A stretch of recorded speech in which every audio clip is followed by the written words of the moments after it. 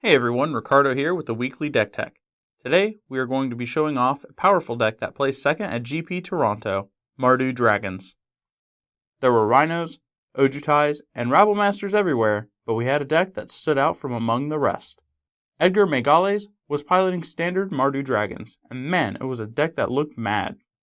This deck was designed by Ben Stark, who was out with Edgar having a drink when they talked about how good Crackling Doom was. Ben Stark had been playing this deck on Magic Online and testing it thoroughly, and it seemed to be just the thing needed to win this Grand Prix.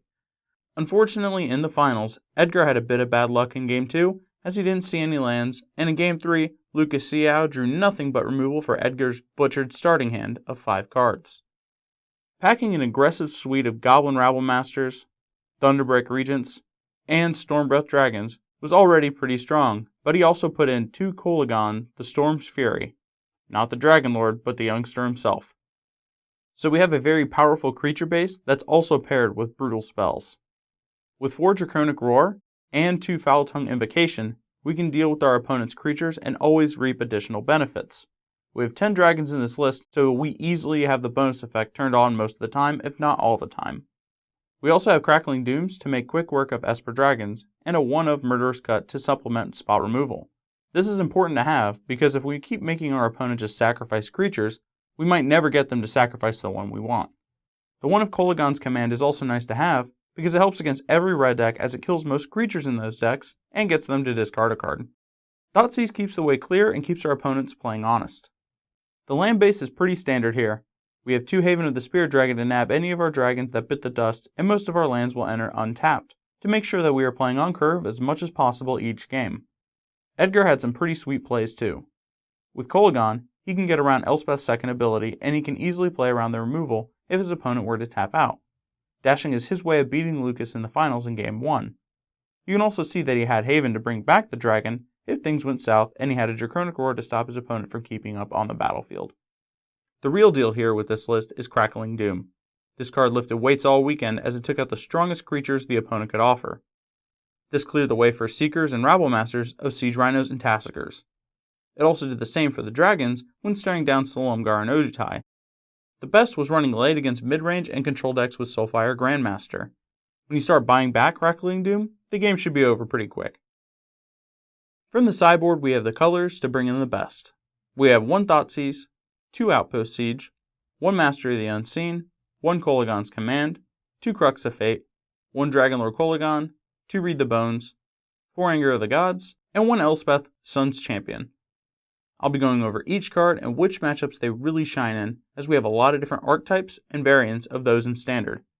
We bring in the 1 Thoughtseize against any Control, Whips, and Abzan matchups, as most of those lists turn to Control to help us deal with some of our dragons. We bring in the Outpost Siege against any grindy deck. Again, Control, Whip, and Abzan are our typical targets for this card, but it can also help against Mastery decks as we are miles ahead of them on damage, but we can keep pressing the gas. Mastery of the Unseen is here to help, again, against the control matchups and against devotion-based strategies. Kolaghan's Command is the best attrition card from our sideboard, in my opinion. We can bring this in against almost anything, and almost all of its modes are always active. I really like this against the red decks and Abzan, as we can recycle our little dudes while dealing with their hand.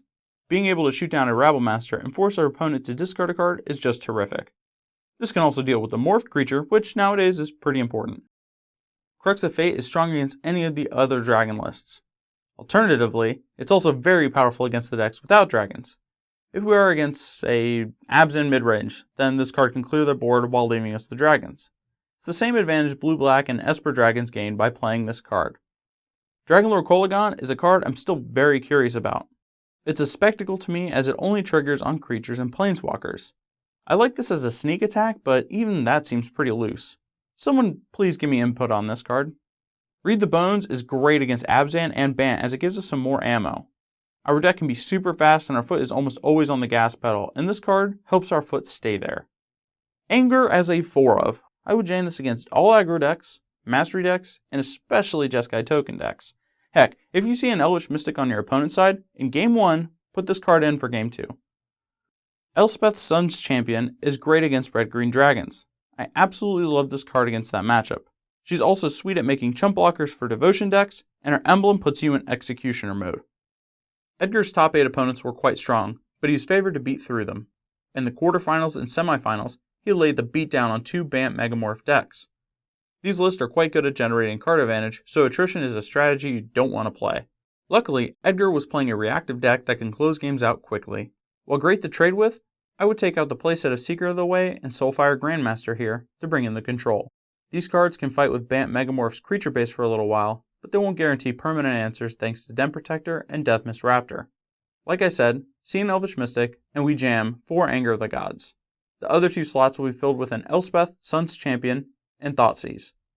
The Angers deal with a whopping 20 of 28 creatures they have. On top of that, it exiles them so they can't recur them with Den Protectors or bring back the Raptors. Elspeth can deal with Sorok indefinitely with their first ability and kill Ojutai's with the second. Thoughtseize can rip the Mastery of the Unseen from their hands, and that's a very important card to deal with. In the finals against Abzan, we have a lot of choices here. I want to guarantee that if they're going to control us, they're going to have to do it quickly. I'm going to take out the 4 Rabblemasters, and the reason here is Abzan's creatures are pretty tough on the curve.